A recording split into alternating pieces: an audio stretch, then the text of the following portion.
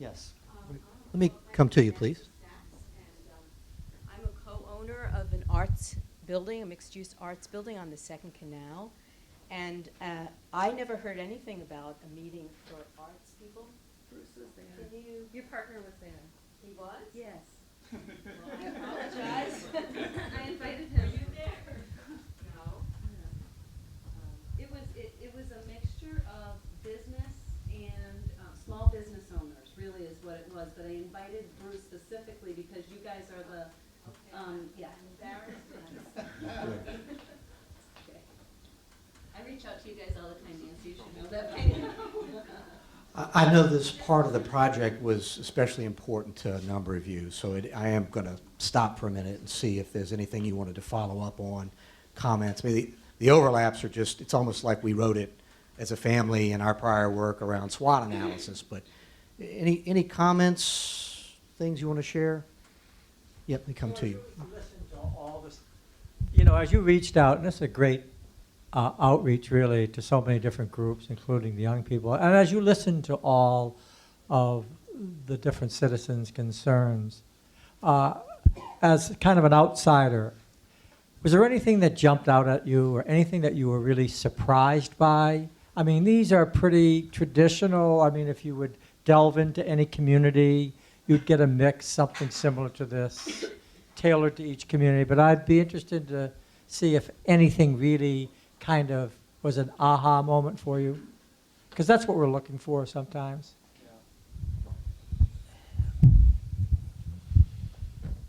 I don't know if there was a specific what I would call aha moment. There was a few things that probably jumped out or that I'd emphasize. One was, like I mentioned, just the importance of education in terms of the long-term development opportunities here in Holyoke. And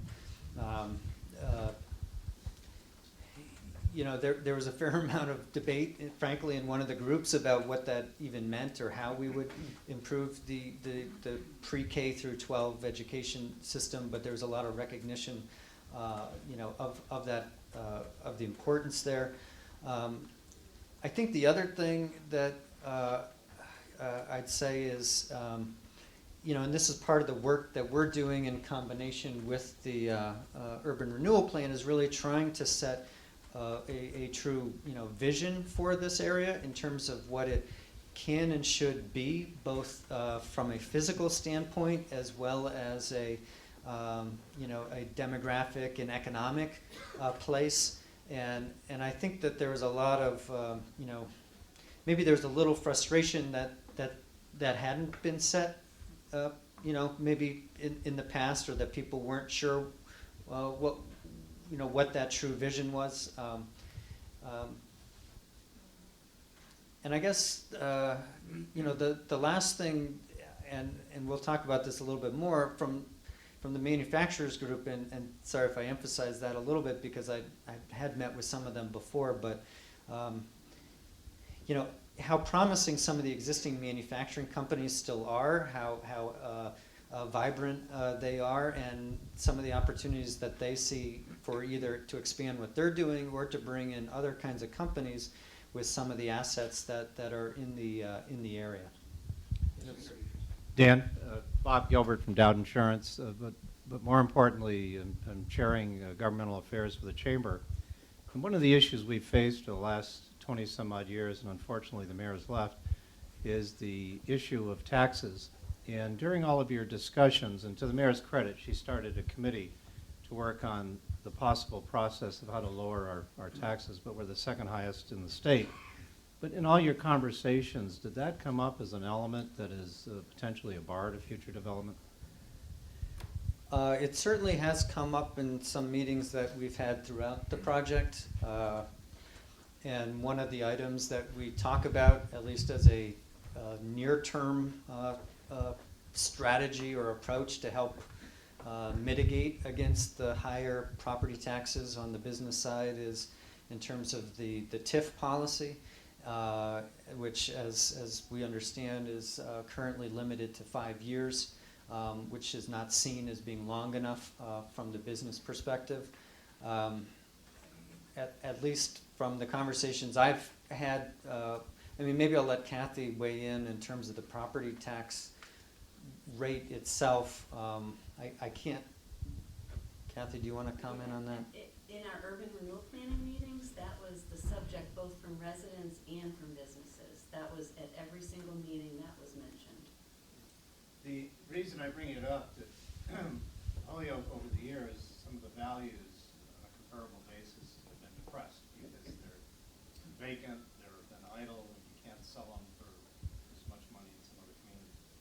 And to that end, some of the existing businesses have values that reflect those values. But if you're going to build new, that total construction, depending on the TIF and when it hits 100%, is going to hit at a very high rate. And per square foot, that is a barrier to a lot of outside developers coming in, and potentially a barrier for a lot of business people in town to extend their capital when that is such a significant rate. And I was just curious if it came up extensively in conversation.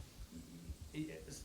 I mean, similar to what Kathy said, it comes up very often. We held a focus group with developers early on in this project. It was one of the first things that we talked about. I can't recall who was at which meeting, but at the last meeting that we had, we did have a data table that showed the relative commercial property tax rates as one of the challenges or weaknesses within our SWOT analysis. So it's certainly recognized as an issue, and I guess what I would say, you know, as we get into some of the details on the strategy and you know, we have different opportunities for feedback. You know, the current idea on the table is to extend the TIF as a way to help mitigate that. If there are other ideas or specific strategies that people have in mind, I am more, you know, my ears are open, so. The other thing, Dan, excuse me just for 1 second, but the Professor Bluestone's work that he did, he's comparing what the developers are looking for and what we compare with 70 other communities. And one of those things was the taxes that we have to deal with. Abandonment and blight was huge, and the tax issue. So that's coming out from all the market studies that we've done between what HDR has done, what we did for the urban renewal plan, the public meetings, it's all over. Thank you. Mike Vitavelli, Mass Office of Business Development. During these breakout sessions that you had and when you met with them, was the comments and suggestions you were hearing, is that consistent with other projects you've done throughout the country that you stated, as well as, is there anything that was not mentioned that have been mentioned in other projects that maybe we should be thinking about? Interesting question. And Don, as someone else who is closely involved in everything we're doing, I guess I'd invite you to help respond to this one as well. My quick answer is that you know, we've been pretty focused on this market and this region for a while now, and so you know, because there weren't so much in the way of aha moments, it's because I think we have been doing so much work and we have been talking to so many different folks. But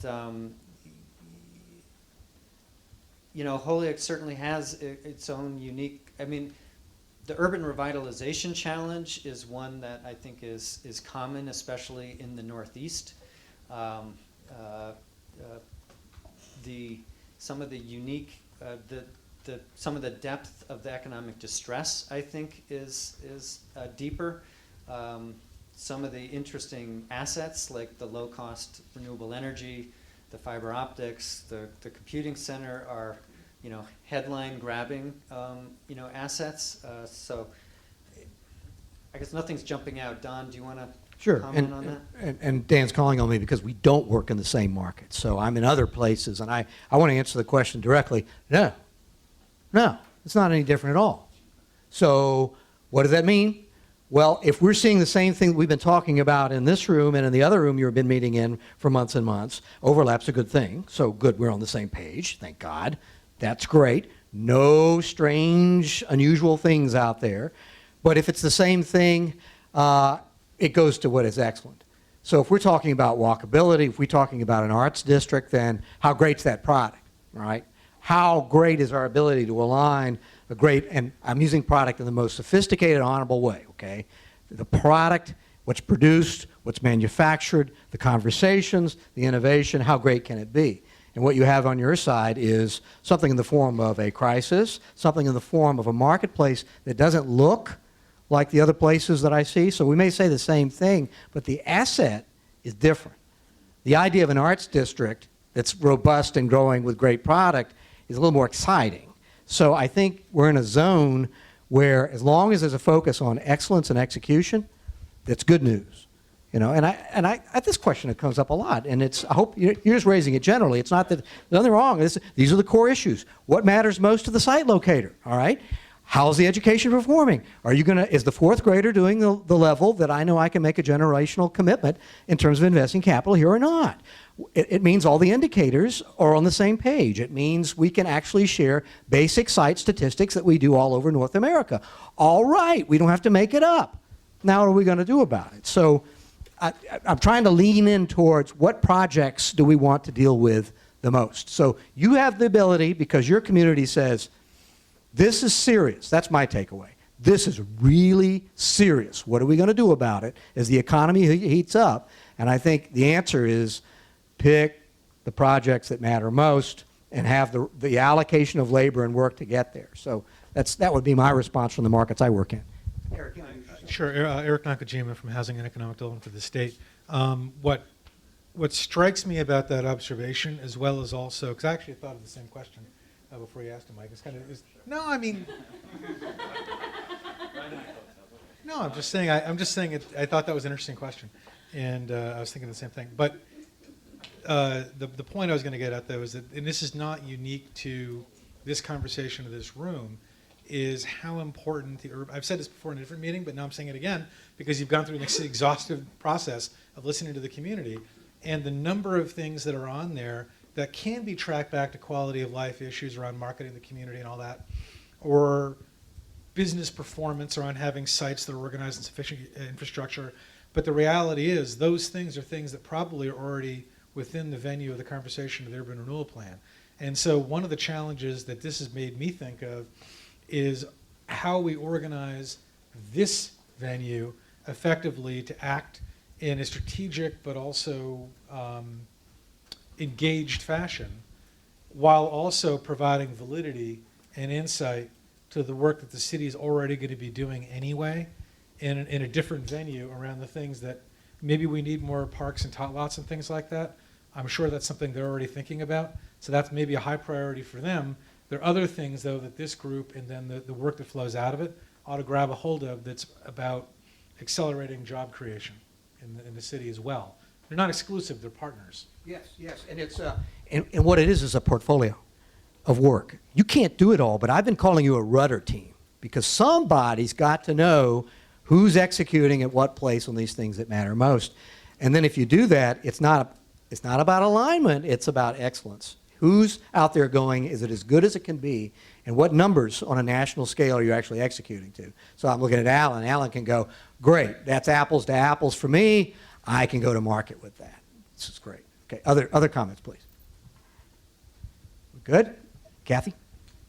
Kathy Anderson, Planning and Development for the City of Holyoke. I thought one of the really impressive meetings, is I went to most of the stakeholder meetings except the one at the Youth Commission, but was the one that the EDC convened with the colleges and universities, and there were 12, 14 representatives from all the area colleges, and the conversations around the importance of education from K through college was evident. And I think Don and Dan did an awesome job in pulling them together on, do you want to work together as a team to make this work for the region, not only Holyoke, but for the region. And I think working strategically better together, and I thought that was huge that came out of that meeting. Wouldn't you agree, Neil? And that's so important. We believe that has to be a project, an actual project. And we can talk about, I think we can talk about it right now if that's okay, Dan. Or you want to wait till we get, Well, we actually put it on the slide. We have, why don't we keep going? All right. If that's okay. Coming at you though, Alan. The,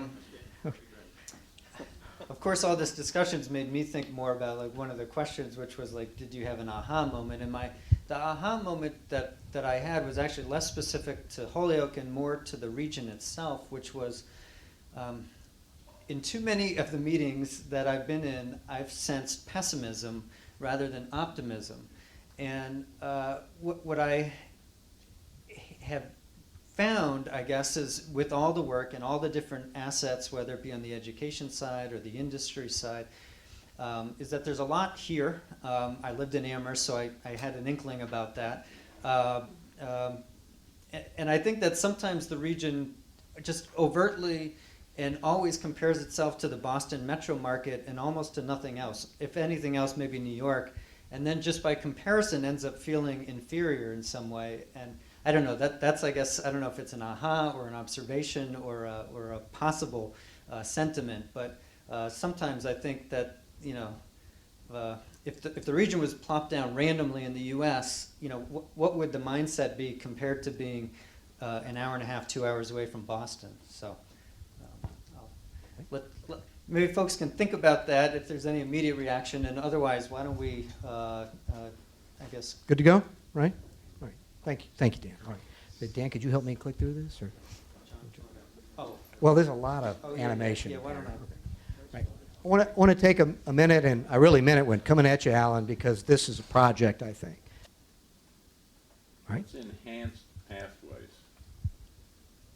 Well, we'd have to prove it, but I think what this is meant to say is the delivery system is seamless, it's fast, it's predictable, we keep our promises. From the state level, economic development, commerce work, all the way to the region, all the way to right on the ground where we're doing business.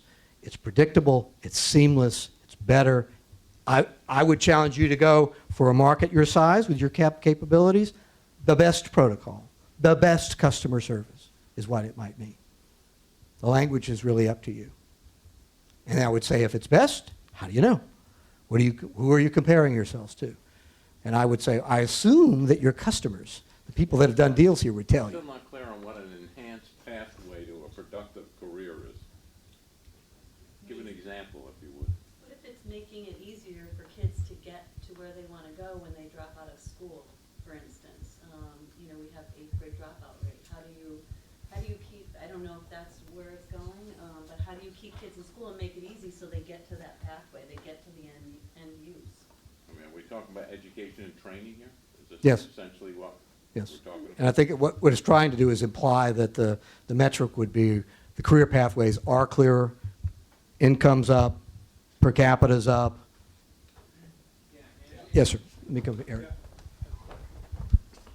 I think I mean, if I'm interpreting it correctly, I think the language might want to be altered slightly in that increased job opportunities at the simplest level, you can measure it because there are more job opportunities, which mean more jobs or more jobs of different types.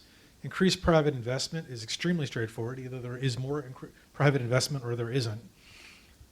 Successful connections between the center and economic assets similarly can be probably measured in some way by grants or other sorts of activities that are occurring or private companies. Enhanced pathways is more of a process outcome than it is an individual person outcome. I think I would probably reinterpret that to have to do that people are experiencing successful career ladders and lifelong connections to, you know, bringing their own abilities to market or to the community.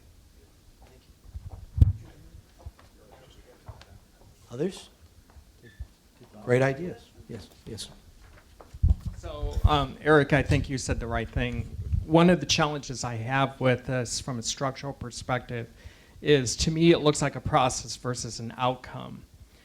And I think part of what we're trying to achieve is that measurable outcome, and then the steps that contribute, neutral, deter from achieving it. So I would change the wording a little bit, just as you did. Thank you. Others?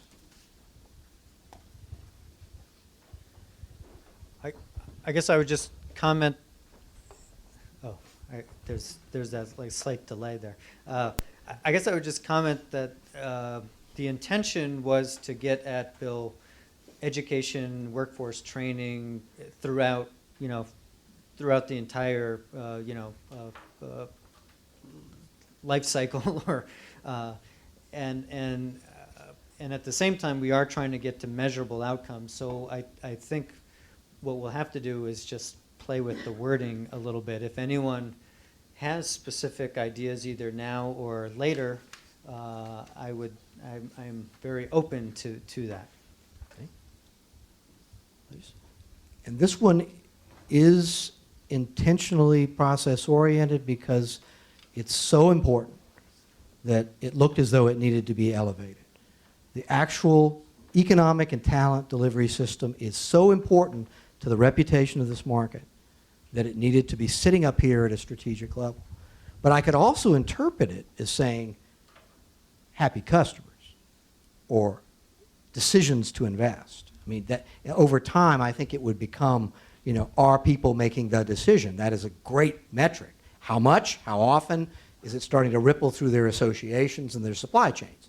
But this seemed to be so important, talent supply and how we manage our delivery system, that it needed to be, based on what we're hearing, elevated way up to the top, which means, we're working from the state level all the way to the ground, making sure it's the best. And when we're back together again, don't be surprised if I suggest that we use the be best word based on your peers. And then you can go prove that it's the best, and your customers will tell you. Other comments? Thematically, are we comfortable with these? Because it leads to all the projects, all the what shall we do. We okay? If you could relate this to one of your possible clusters, it would be much easier to understand. Right. We'll do that. We'll do that in two ways. One is, I'm going to call on Dan to show us strategically what we're thinking about doing in the months to come.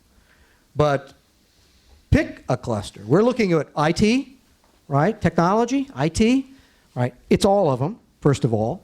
If you look at job opportunities for residents of Holyoke and the Pioneer Valley, of course, that's going to be metrics associated with people actually entering into that industry or their supply chain itself, right? So we would do an occupational supply and demand analysis relative to that target industry, which, thank God, actually has an industry code, so we can do it.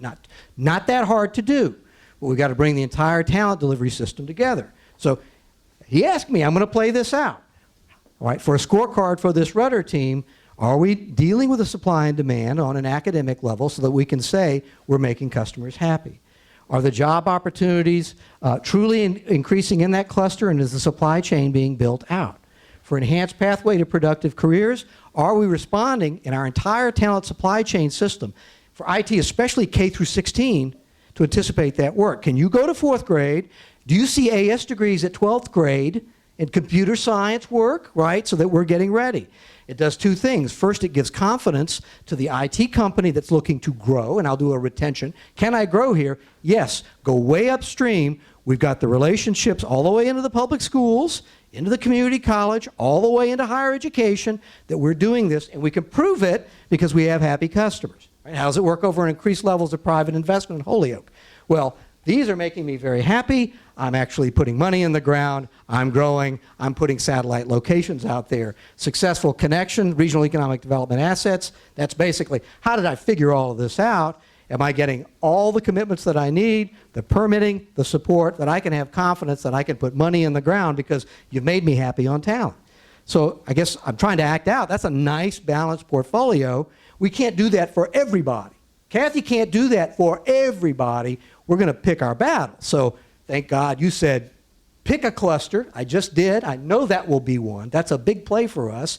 And then if you did commission this work, I'm going to spend the next 8 weeks talking to the people who've already had an experience like this, as well as newcomers. I want to know what the investment scorecard is for IT companies. You need to know the competition, too. Yes, sir. Absolutely. But we can tell you with confidence that ain't bad in terms of the kind of questions that they're asking for those target industries. Others, coming to you. Introduce yourself for us. My name is Zvi Rosen, and I'm president of Integrated Strategies Group. It's very hard to look at these four and try and tie them to the context of the innovation district. And I wonder whether one of the problems that we have is that these four are, in a way, strategies rather than strategic goals. And therefore, when we think about how do you relate it to an innovation district or to Holyoke or to the region, we get confused.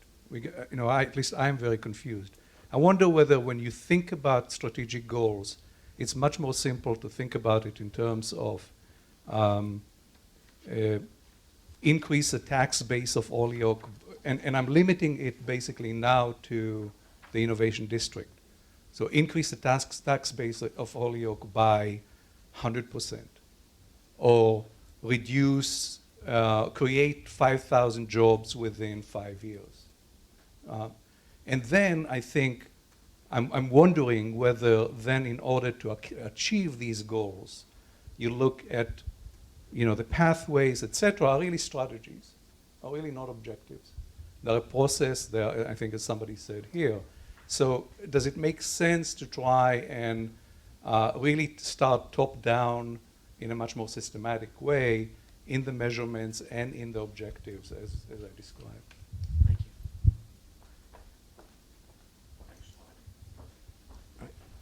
Do you have one more comment? No? Okay.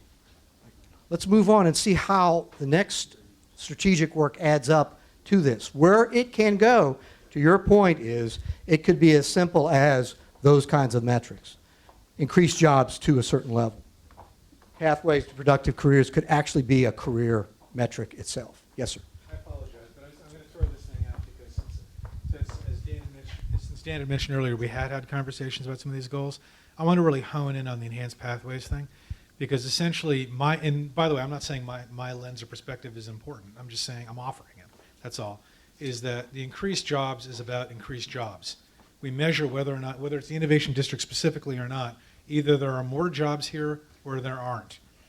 In terms of increased private investment, same thing, because if we're going to have a market-based lens on this thing, we want it to be, in the end, to be able to see more people putting their private dollars and investments into this area. And so this isn't a government-driven thing, and this isn't a framing government resources thing.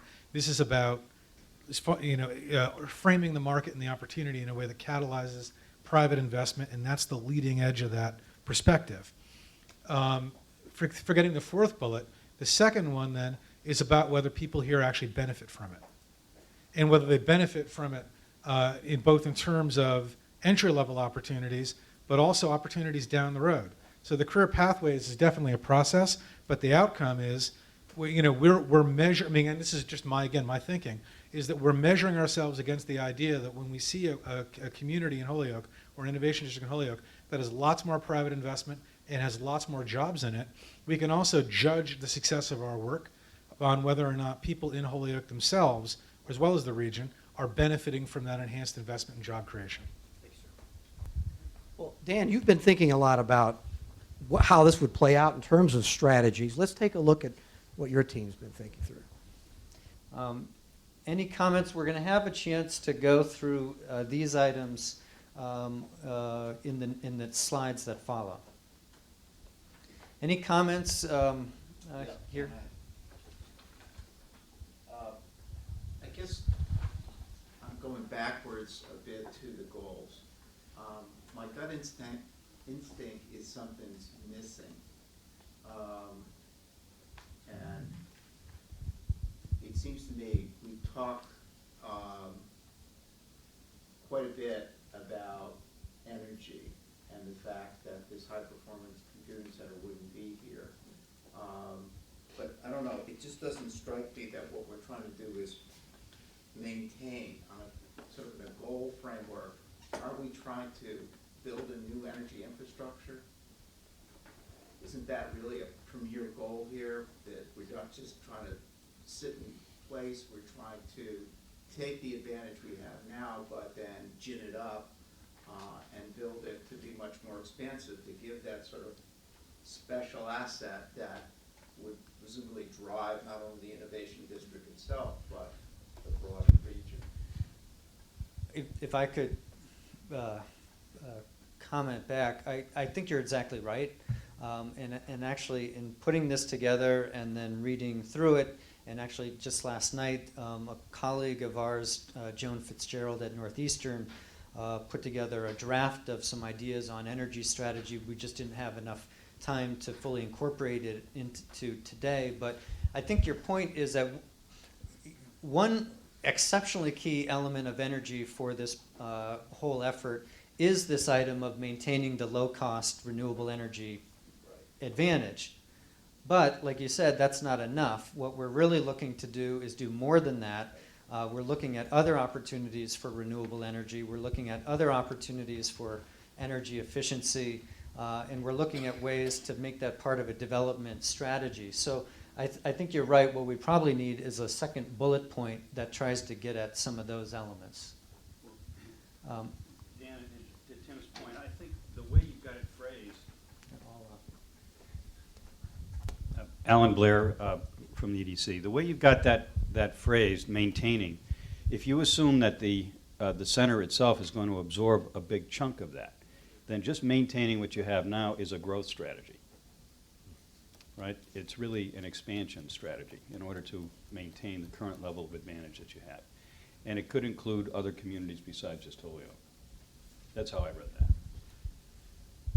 Right, and we've spoken with Jim Lavelle a few times about this and need basically to follow up directly with him on some of this, because we think that as it relates to the economic development strategy, that being able to say and document that the region, Holyoke in the region, is going to do this is a key part of the confidence that businesses will have moving forward. So.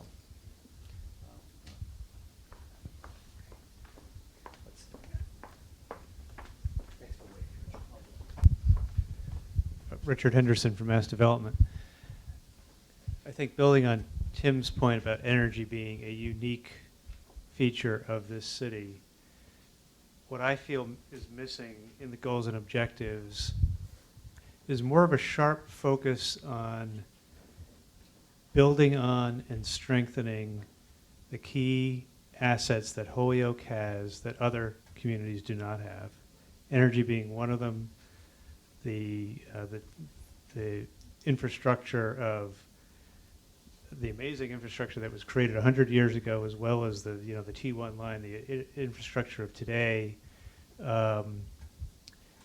and trying to drill down to how do you, when you have a company coming in here, how do you put that package together and say to them, this is why Holyoke is better than any other place in the Commonwealth to locate. And I feel like a lot of this is somewhat generic and could be applied to any community in any region. And I think putting that sharper focus on is, I think, a critical thing to think about in the next couple of months.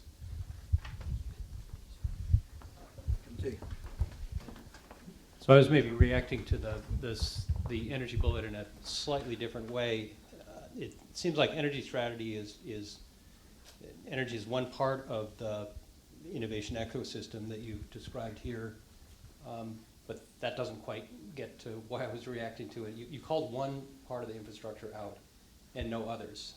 I've heard a lot of talk, for example, here about the importance of the education pipeline and bringing it up to kind of world-class status as opposed to where it is today. That seems as important as an energy strategy. There are probably 2 or 3 others that deserve kind of special attention.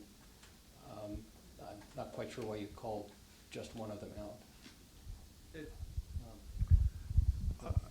Probably could have. Anyways, is your point, John, that where we have the 3 innovation ecosystem, energy strategy, and industry clusters, that's where we called out energy, and where we didn't call out others? Is that the comment? It seems kind of imbalanced, I guess. Right. I get the ecosystem. I get the clusters. There are several things about the ecosystem that need serious work, and there's everything about the cluster that needs serious work. Right. So why energy is kind of on its own. So, no, go to Bob, because I think, Don, can you go to Bob, please? All right, I'll be right back. Sorry, it's on the exact same topic. Let me just, this is Bob Kesberg from Mass Technology Collaborative, and let me just say that this was part of their assignment. We asked them at the time that we wrote the RFP, which a number of people here were involved in taking a look at. In fact, I guess all of you were at one time. We said we wanted to develop 3 strategies.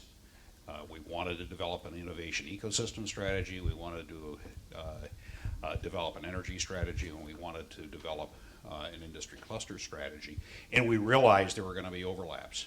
I think to your point, John, what you're saying is there are some very important elements or sub-elements of those strategies that probably are just as important as capitalizing on the energy strategy. We'll have to recognize that as we move forward. And just to follow it up, there's been a ton of learning, I think, that's happened over the course of the last few months. Yep. We probably don't need to stick with the thing we initially thought. We can modify it based on what we learned. Well, go ahead. All right, go ahead. I interrupted you once, I'll. I've been good. I've been sitting here and I've been quiet. I'm David Scher from the American Arts Collective Organization. I've been at this for like 40 years. It's going back to the energy. It's a practical approach, using our resources and our assets to develop the canal system and to think about the water that is available to the city of Holyoke and the infrastructure. Every economy has prospered because they were building infrastructure. They were creating roads. They were bringing water here. They were, that's how you start. And if you think 100 years ago, how many of the manufacturers started, it was all small. It was increments. And I come from a long line of manufacturing. I totally understand what it means to be in business and what it means to sacrifice to make your business grow. I also know what owning a property in Holyoke has taken from me. It's taken me 40 years to get to this point. The money has been very expensive. And I brought this up before. If I had cheaper money, I would be able to hire 2, 3 people and give them a path. As a result of what I've done in Holyoke, I have maybe 30 people who are now doing business in Holyoke. It's not a big deal, but they're doing business in Holyoke. And I approach these people the same way I approach Yankee Candle Company. And I see the same problems that Yankee Candle had. History repeats itself in a bad way and a good way. On May 6th, I am starting in my parking lot every Saturday through the summer, the artist market. This is my attempt to generate business and the entrepreneurial spirit that exists.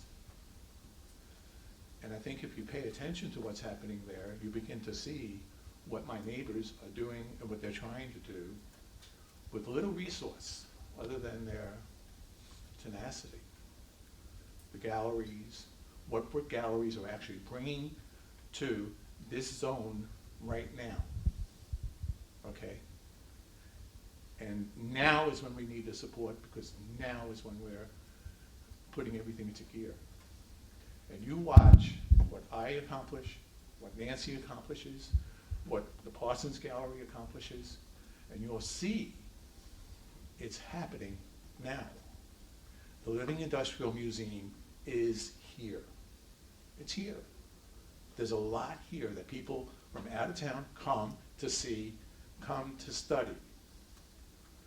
Talk about assets, gears and wheels and belts of a bygone industrial age is an asset. Kids and people learn from those assets about how things work. And we were talking about kids. Kids really need to understand how things work, how long it takes to accomplish a task. If they don't learn that patience early on, they won't get to where they want to go. much less see where they want to go. That's all. Thank you.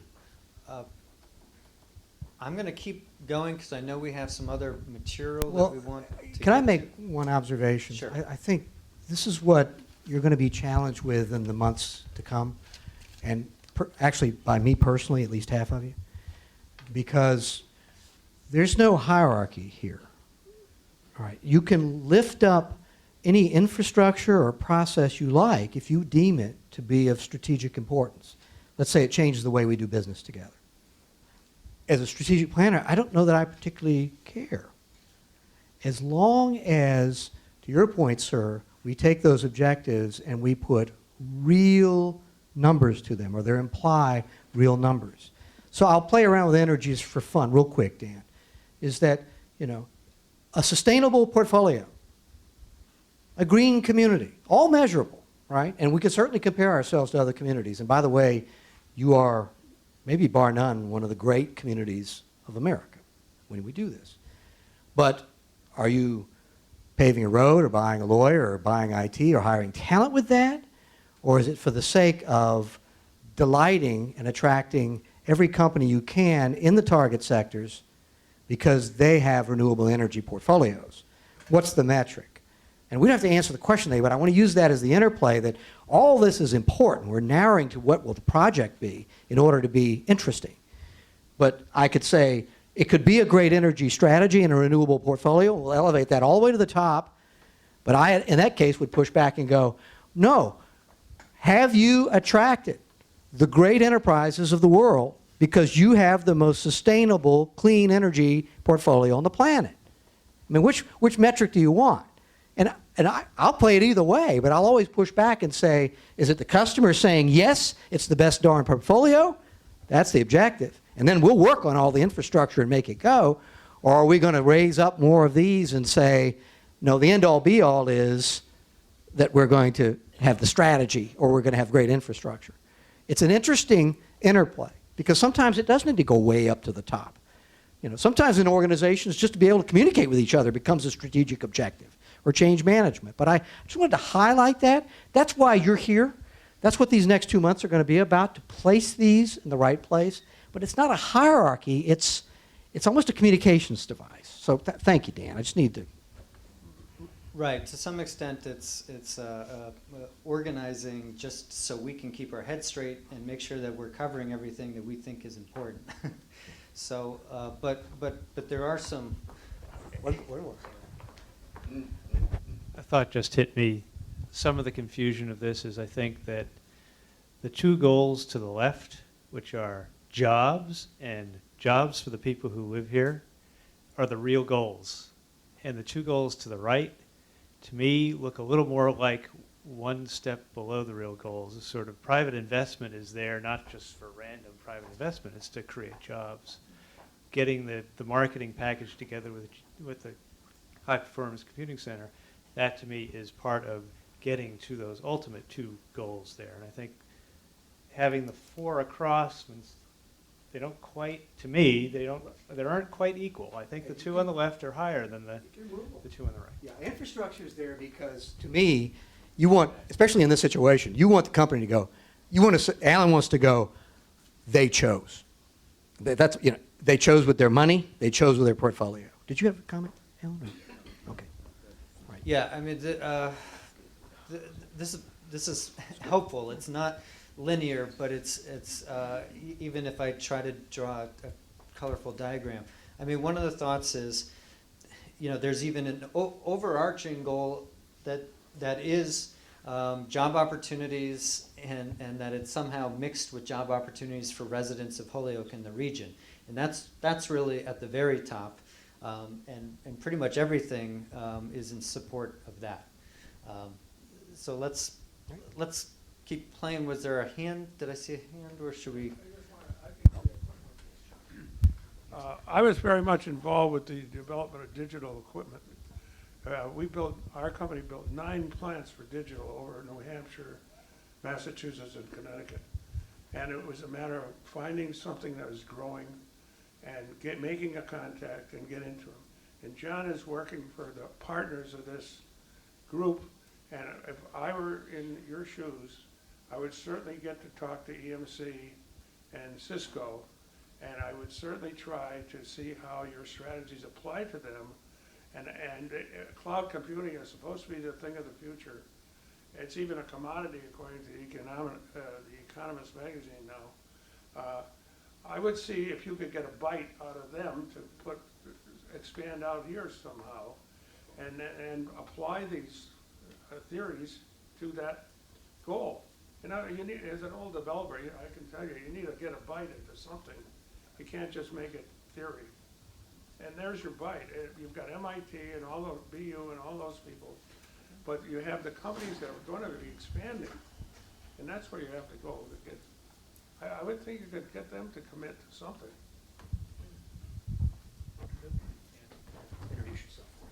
So my name's Dan Mariattini. I'm from Cisco.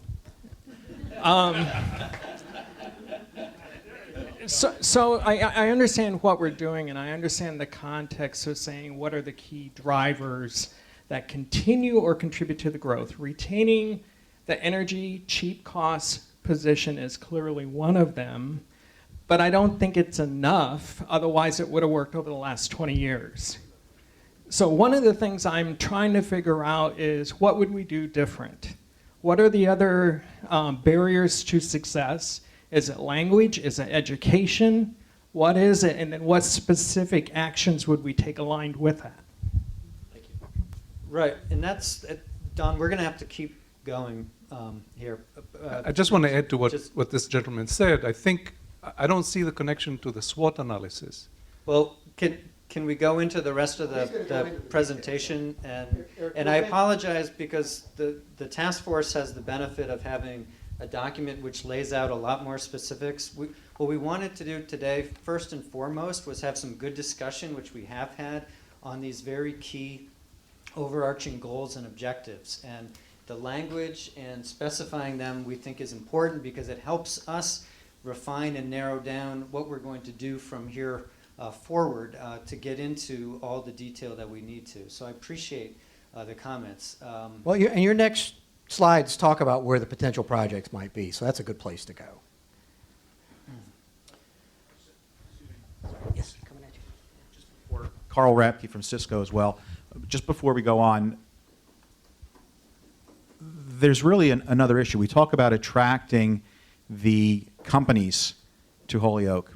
The companies are also going to go not only where there are economic advantages for them, but where they can attract a workforce. And the workforce has to be people who want to live here, people who are comfortable with safety and security being provided by the community of Holyoke, people that are comfortable with the quality of education that will be afforded their children to live here, and people who understand that there is a recreation system, a park system, a quality of life ecosystem that is being supported by the government and the community of Holyoke. Yes. So I just want to make sure we don't lose sight of that element and not just focus on the business. I think that's a good comment, and I think that is 100% consistent with the material that we're presenting today. So thank you.